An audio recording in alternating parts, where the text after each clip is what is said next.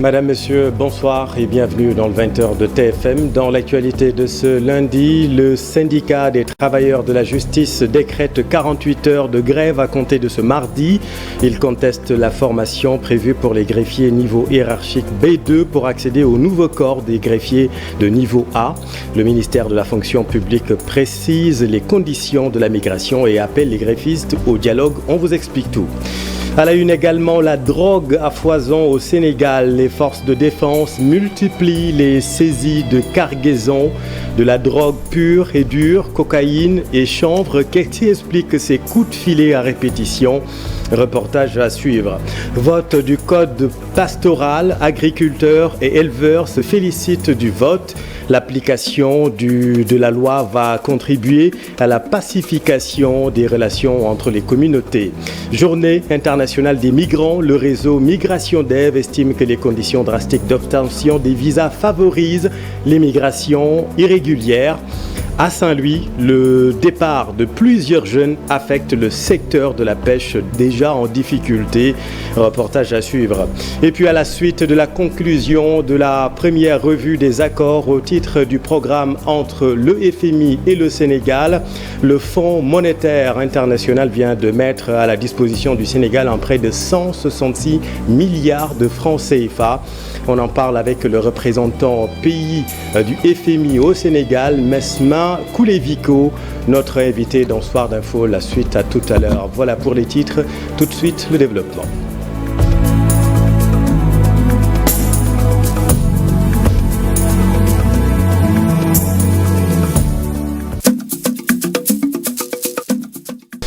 Bonsoir à tous. Les travailleurs de la justice en mouvement ces prochaines 48 heures. Le SYTJUST conteste la formation prévue pour les greffiers niveau hiérarchique B2 pour accéder au nouveau corps de niveau A. Le ministère de la fonction publique précise les conditions de la migration et appelle également les greffistes au dialogue. Explication, Mamadou Fall. La prise de mesures utiles par le chef de l'État Macky Sall est nécessaire pour amener le syndicat des travailleurs de la justice à lever son mot d'ordre de grève. Le SYTJUST a repris les mouvements d'humeur après quelques mois d'accalmie. La cause, la non-réactivité du ministre de la fonction publique. Le secrétaire général du SYTJUST déclare que le ministre Galoba campe sur sa position, une position incompréhensible. Le syndicat estime que le ministre en question ne peut s'arroger le droit après le dépôt de la chancellerie d'un projet de réforme portant un statut particulier du cadre des fonctionnaires de la justice. Une situation inédite, des irrégularités notées depuis, ce qui d'ailleurs pousse le syndicat à aller en grève. Le SYTJUST pense que seul le chef de l'État peut régler cette situation.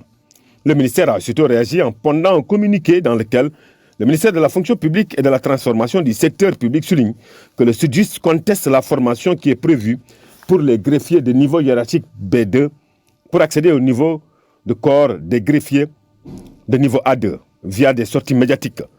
La migration de la hiérarchie B2 à la hiérarchie A2 n'entraîne pas un basculement automatique dans le nouveau corps, mais nécessite une mise à niveau professionnelle prévue par la loi 6133 du 15 juin 1961 portant un statut général des fonctionnaires modifiés, explique le ministère. Selon toujours le communiqué, le décret numéro 2019-413 du 30 janvier 2019 portant création du centre de formation judiciaire CFJ et fixant ses règles d'organisation et de fonctionnement en vigueur prévoit expressément cette formation qui permet aux greffiers B2 de pouvoir répondre aux mêmes conditions de formation professionnelle requises pour les greffiers de niveau hiérarchique A2, ajoute le ministère. Dans la même logique, le décret numéro 2019-575 du 5 février 2019, modifiant le décret numéro 2011-509 du 12 avril 2011, portant un statut particulier du cadre des fonctionnaires de la justice en vigueur, prévoit le reclassement des greffiers B2 dans le nouveau corps des greffiers A2 sur demande après la formation. Le ministère est ouvert au dialogue pour un climat apaisé, dit le communiqué. De la drogue à foison, les saisies records se multiplient ces dernières semaines au Sénégal. Plus de 6 tonnes de cargaisons saisies par les forces de l'ordre ces dernières semaines. Comment expliquer ces coups de filet à répétition? Éléments de réponse, Pape Farning et Pape Sangounoubaye. Le Sénégal est-il devenu une plaque tournante de la drogue? Une question qui mérite d'être posée au vu des nombreuses saisies ces derniers temps. À moins d'1 mois nos forces de sécurité ont mis la main sur 6 tonnes de cocaïne. Que le Sénégal figure toujours dans le trio de tête en matière de trafic sous-régional de drogue, à côté du Nigeria et du Ghana. Et cette alerte est d'autant plus pertinente que les États-Unis, depuis qu'ils ont pris conscience, les milliards générés par le trafic de drogue contribuent au financement du terrorisme international. Les États-Unis ont commencé à alerter les États jugés sensibles pour qu'ils prennent leurs responsabilités.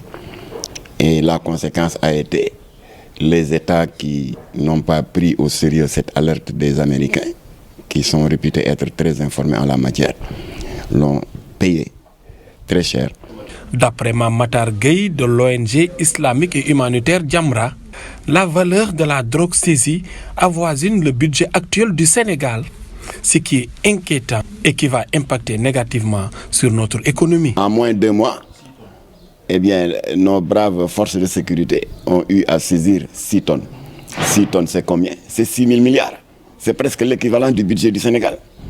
Alors voilà un réseau qui, si on y prend garde, risque de détruire nos pays et de les transformer en Panama, en Pérou et autres. Il plaide pour l'application stricte de la loi 2007, dite loi Abdoulatif Gueye, pour ainsi dissuader les narcotrafiquants. Alors désormais, c'est 10 ans de prison, assorti d'une amende qui fait le triple de la valeur de la drogue saisie. Notre pays, pendant des décennies, était devenu la poubelle du trafic sous-régional de drogue. Donc c'était ça, l'exposé des motifs du député Abdoulatif Gueye lorsqu'il proposait à l'Assemblée nationale la criminalisation, c'est-à-dire l'augmentation des sanctions pénales du trafic de drogue. Alors heureusement, il a eu le soutien de toute l'Assemblée, opposition majorité confondue, et la loi 2007-31 du 30 novembre 2007 a été adoptée, qui criminalise désormais le trafic de drogue. Encore 3 tonnes de cocaïne saisies par la marine nationale, ce qui montre que les trafiquants ont aussi pour cible le pays de la Teranga. Justice toujours, affaire Ndiaga Diouf. Le camp Taxawu Sénégal regrette et dénonce l'exhumation de ce dossier à l'approche de la présidentielle. Vous le savez, la Cour suprême a activé le recours en cassation introduit par le maire de Dakar, Barthélémy Diaz. Explication à Alassane Ba. Toute attaque politique nécessite forcément une réponse politique. Barthélémy Diaz est dans son rôle de l'avis du politologue, un dossier qui refait encore surface à quelques mois de la présidentielle du 25 février 2024. Je crois que de ce point de vue, il a été dans une posture de communication purement politique, et ça c'est de bonne guerre. Hein. Quand on t'attaque avec certaines armes, il va falloir aussi riposter avec les mêmes armes. Donc je crois que M. Barthélémy Diaz est juste dans cette perspective de montrer qu'il dérange parce qu'il est de l'opposition, parce qu'il est le maire de la capitale. Les camarades du maire de Dakar sont prêts et vont apporter des réponses politiques à cette affaire. Je rappelle que c'est Barthélémy Diaz qui a fait un pouvoir en cassation pour laver son honneur. Mais c'est le timing judiciaire qui nous pose problème.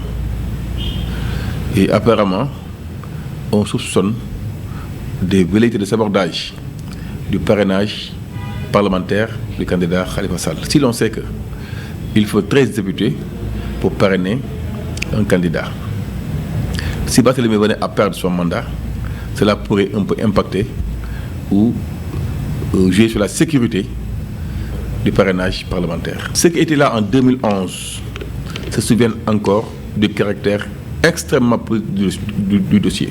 Maintenant, à caractère politique, traitement politique. C'est la raison pour laquelle nous apportons une réponse politique comme l'avons toujours fait. Barthélémy Diaz a raison d'alerter l'opinion et surtout les militants de Taxawu Sénégal. Abdou Khadre Sanoko rejoint ainsi le maire de Dakar dans son analyse. Toutes les attaques contre sa personne peuvent aussi être orientées sur le candidat Khalifa Sall. Jusque-là, ce n'est pas lui qui se positionne en tant que candidat à la présidentielle, c'est son mentor politique Khalifa Sall. Et puis, affaiblir Barthélémy Diaz, c'est affaiblir Khalifa Sall, hein, puisque lui, il n'a pas visiblement une ambition présidentielle tout de suite, peut-être plus tard. Si on met des pots de banane sur la route de Barthélémy Diaz, inéluctablement, on ne le lui fait pas directement, mais on cherche certainement à pouvoir neutraliser de manière stratégique aussi Khalifa Sall. Khalifa Sall sera candidat par la grâce de Dieu, parce qu'il remplit tous les critères d'éligibilité pour être candidat. Et dans les prochains jours, nous déposerons notre dossier en bonne et due forme. Après le pourvoi en cassation de Barthélémy Diaz pour contester la décision de la Cour d'appel de Dakar qui avait confirmé le jugement en première instance de 2 ans de prison dont 6 mois ferme, la Cour suprême va statuer dans l'affaire Ndiaga Diouf le 22 décembre. Merci Alassane. À la une également de l'actualité, le vote du code pastoral. Dans la zone sylvo-pastorale, agriculteurs et éleveurs se félicitent du vote du code. L'application permettra de pacifier les relations entre les deux communautés. Tout cela avec Mamadou Moustapha Ndiaye et Sidi Thiam. Différents entre agriculteurs et éleveurs, on en voit toujours au Sénégal, surtout dans le département de Linguère. Leur mésentente tourne souvent au vinaigre. Qui a tort, qui a raison, les avis sont partagés. On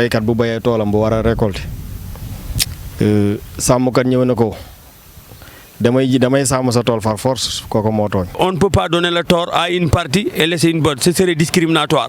Parfois, l'éleveur a tort, parfois, l'agriculteur a tort. Et l'agriculture et l'élevage, c'est deux activités économiques indissociables. L'agriculteur et l'éleveur sont condamnés à vivre ensemble. Cet agriculteur reste pessimiste pour l'application du code pastoral. Il estime que les autorités gagneraient à situer les responsabilités en cas de conflit. Les lois ne règlent rien, puisqu'en cas de conflit, celui qui a tort s'en sort tranquillement.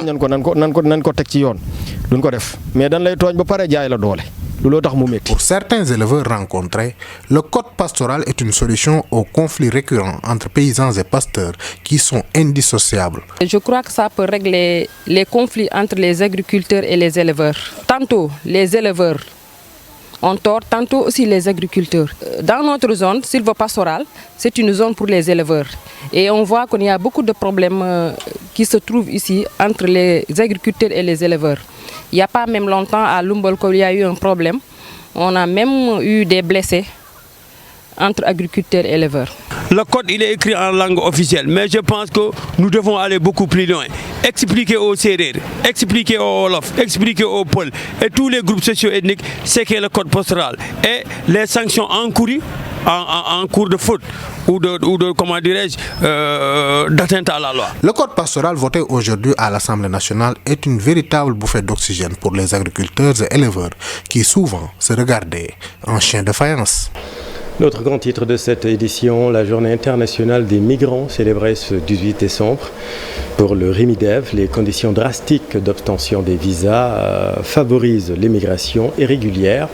Le réseau Migration Développement propose par ailleurs la suppression du visa d'entrée au Sénégal pour les ressortissants africains. Le point avec Cheikh Diop et Alioune Diagne. Ils sont des centaines de jeunes Sénégalais qui ont péri en mer, conséquence de l'immigration irrégulière. Et pour certains, les difficultés liées à l'obtention de visas sont une des causes. Cette question de délivrance de visa peut être directement liée à nos enfants qui se noient un peu dans la mer pour faire un clin d'œil à ce que vous venez de dire. Et c'est pourquoi nous avons pensé pouvoir réfléchir autour de la question et dégager des pistes de réflexion.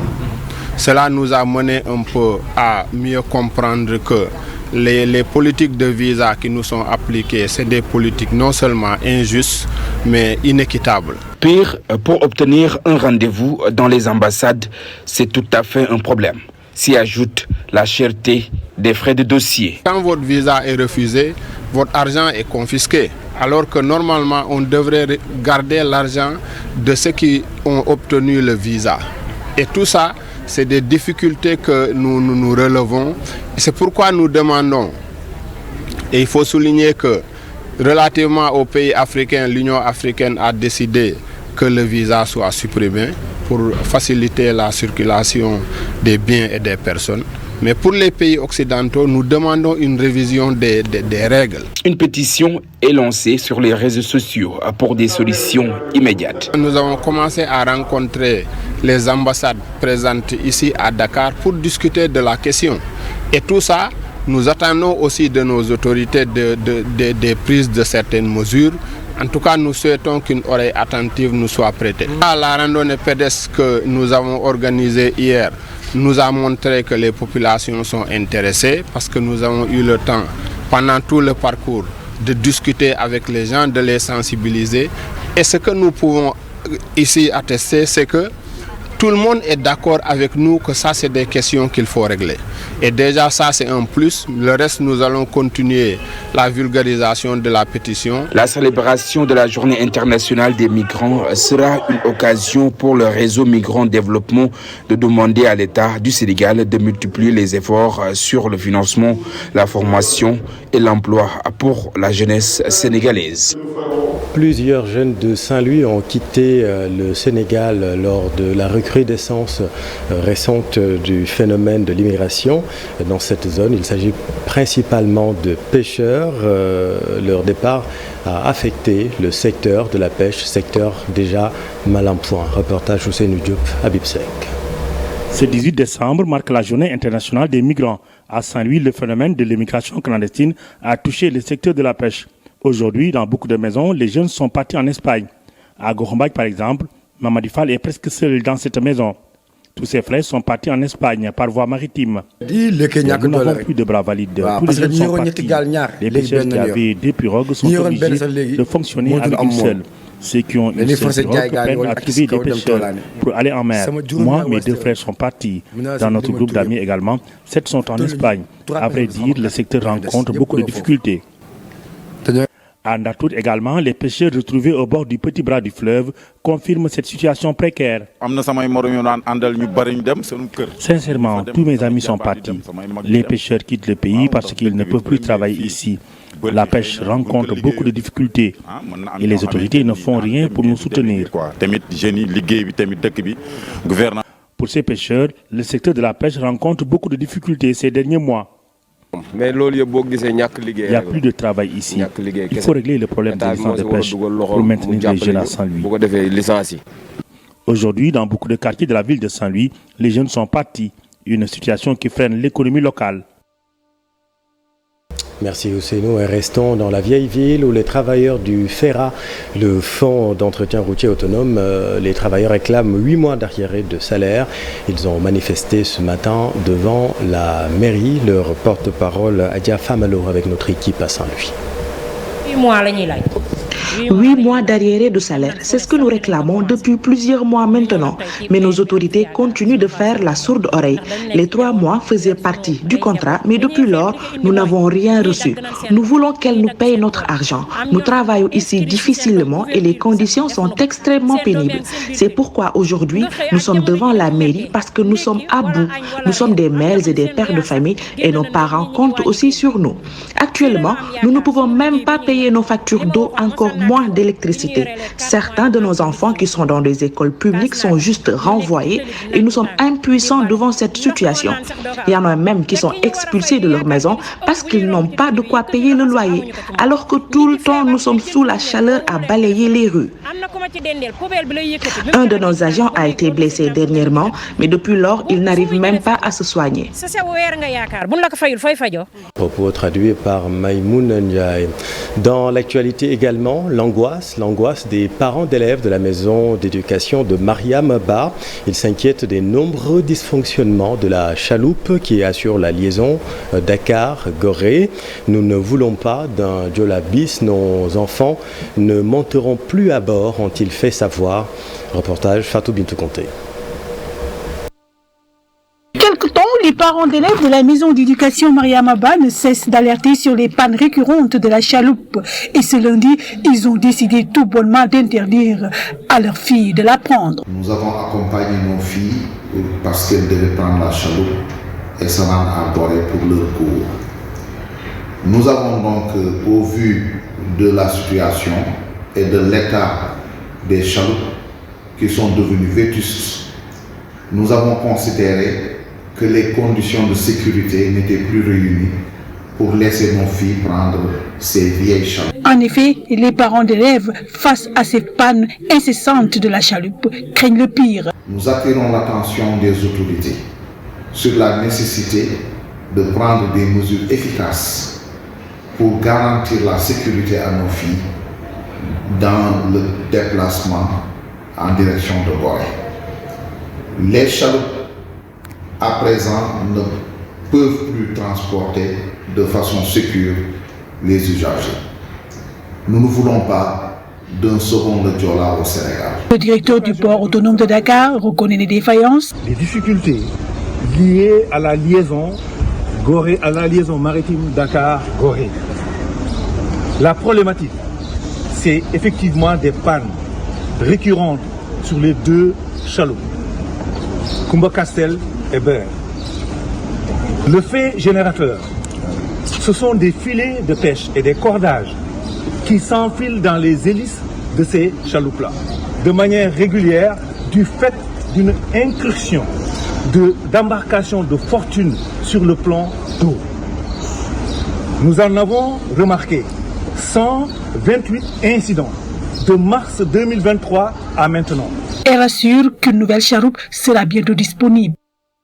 Et puis dans l'actualité politique, retenez le premier congrès ordinaire de LDR Yessal, l'occasion de renouveler les instances et d'investir à Amadou Ba, candidat à la présidentielle. Le président Macky Sall sera également honoré durant ce premier congrès. Écoutons le porte-parole du parti Mamour Ndiaye avec Pape Farani. Notre parti, conformément aux procédés démocratiques qui régissent son fonctionnement et son organisation, organisera les renouvellements des instances jeunes et femmes, adoptera les textes du parti, élira son président, investira le candidat Amadou Ba et rendra un vibrant hommage au président Macky Sall pour service rendu à la nation. Ce congrès, qui se tient dans un contexte préélectoral, à 3 mois de l'élection. Congrès prévu le 22 décembre prochain. Dans l'actualité sportive, le lutteur Zarko, vainqueur face à Diène Kairé, enchaîne 4 victoires ainsi consécutives. Une nouvelle dimension de lutteur de Grand Yoff, une nouvelle dimension du lutteur de Grand Yoff selon des spécialistes. Reportage Cher Sadibou Diarra. Où s'arrêtera Zarko? Le lutteur de Grand Yoff Mbolo est sur une pente ascendante. Sa victoire face à Diène Kairé est son 4e succès de suite. À l'origine de cette série, une meilleure lecture de combat. Je disais que Zarko n'a jamais été un mauvais lutteur. Il a toujours été un très bon lutteur, mais pas pris au sérieux par les différents acteurs. Si vous regardez tous ces combats depuis le début, il les a gagnés techniquement, mais surtout tactiquement. Au niveau technique, il a vachement progressé, et surtout au niveau tactique. Tous les combats qu'il a gagnés, c'est tactiquement qu'il les a gagnés. D'abord avant, pendant le combat. Avant le combat, les gens pensent qu'il fait du show. Non, il fait une bataille psychologique qu'il mène très correctement et de façon très subtile. Il fait de la provocation tout en faisant de l'animation. Mais le combat d'hier est particulièrement éduqué. Zarko peut voir venir maintenant. Son avenir dans l'arène s'est éclairci. Il est prêt physiquement et il sait utiliser sa force par rapport à ses adversaires. Techniquement, il a du répondant et surtout il a une très bonne lecture du combat par rapport à ses adversaires.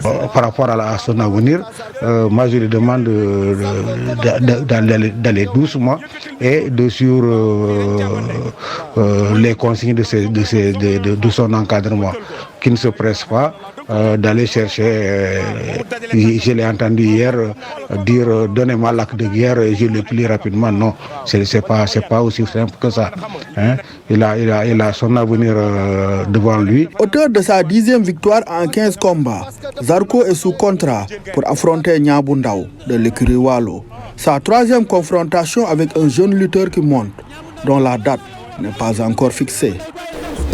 Merci cher. Et puis fenêtre sur le monde, l'actualité internationale nous est racontée par Daniel Diouf. Explosion meurtrière dans un dépôt d'hydrocarbures du port de Conakry. Une puissante déflagration survenue ce lundi dans un dépôt de carburant dans la capitale. Un immense incendie au-dessus du dépôt d'hydrocarbures de la société guinéenne de pétrole situé à Kaloun dans le quartier de Koronti. On compte au moins 13 morts et 178 blessés selon le gouvernement. L'origine des sinistres reste encore inconnue. Au lendemain du référendum constitutionnel au Tchad, tout le pays a les yeux braqués sur la question du taux de participation. Un des principaux enjeux de ce scrutin, en attendant la proclamation des premiers résultats provisoires, il n'y a pas eu d'affluence comme lors d'une présidentielle ou des législatives, selon des témoins. Une journée de vote marquée par une faible participation dans la capitale N'Djamena, selon les médias locaux. Interrogé sur la faible affluence à ce scrutin, la CONAREC, l'organe chargé d'organiser le référendum constitutionnel, n'était pas en mesure de donner de chiffres dimanche soir. Elle n'a pas non plus souhaité faire de commentaires sur le sujet. Les élections présidentielles, législatives et locales en République démocratique du Congo, c'est ce mercredi 20 décembre. Après un mois de meeting, la campagne qui avait commencé le 20 novembre s'achève ce soir. Le président congolais sortant, Félix Tshisekedi, a tenu ce lundi son dernier meeting à Kinshasa. Il affrontera plus d'une vingtaine de rivaux. Parmi eux, Moïse Katumbi ou alors Martin Fayulu, arrivé deuxième dans le sondage controversé de 2018, et le prix Nobel de la paix, Denis Mukwege. Près de 44 millions d'électeurs sont attendus mercredi pour élire leur président, leurs députés nationaux et provinciaux et pour la première fois, leurs conseillers municipaux. Et puis le Kenya et l'Union européenne ont signé lundi un accord commercial, le premier d'envergure depuis 2016, entre l'Union européenne et un pays du continent africain. Bruxelles qui veut renforcer ses liens économiques face à la présence chinoise. Cet accord de partenariat économique garantit aux produits kenyans un accès libre de droits et sans quotas au marché européen et des réductions tarifaires pour les produits européens à destination du Kenya. C'est le début d'un partenariat historique pour une transformation historique, a déclaré William Ruto, le président kenyan, lors de la cérémonie de signature du texte dans la capitale kenyane Nairobi, en présence de la présidente de la Commission européenne Ursula von der Leyen, qui a qualifié ce partenariat de gagnant-gagnant, appelant d'autres pays d'Afrique de l'Est à rejoindre l'accord.